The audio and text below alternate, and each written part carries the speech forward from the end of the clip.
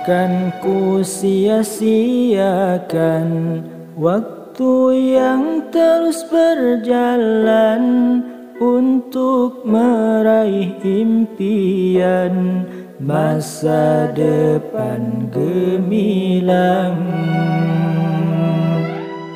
Berguna bagi agama, bangsa juga negara, semangatkan ku jaga untuk terus berjuang.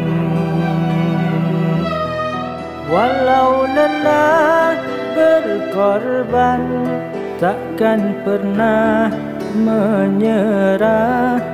Tantangan dan rintangan kan ku hadapi semua.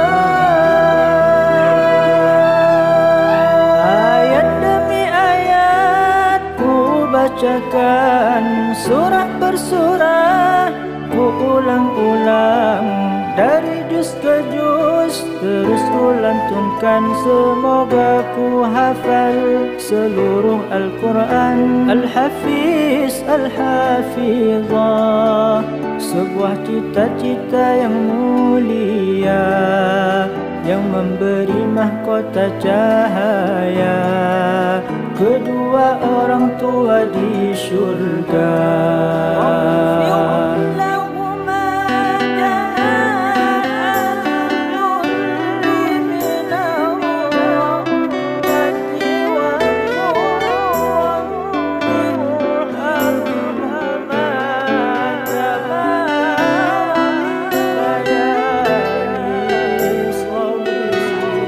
Berguna bagi agama, bangsa juga negara, semangatkan ku jaga untuk terus berjuang.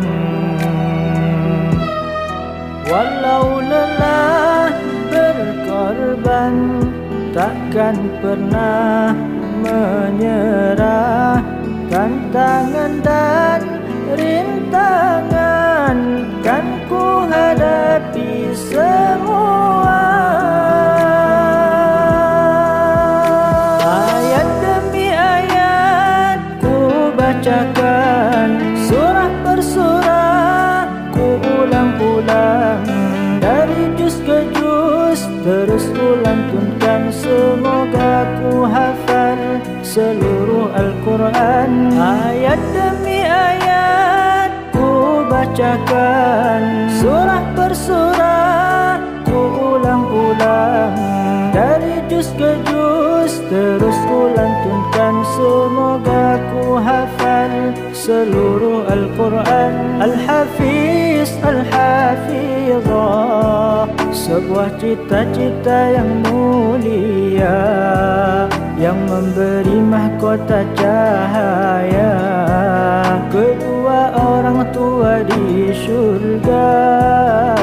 Al-Hafiz, Al-Hafizah, sebuah cita-cita yang mulia, yang memberi mahkota cahaya kedua orang tua di syurga, yang memberi mahkota cahaya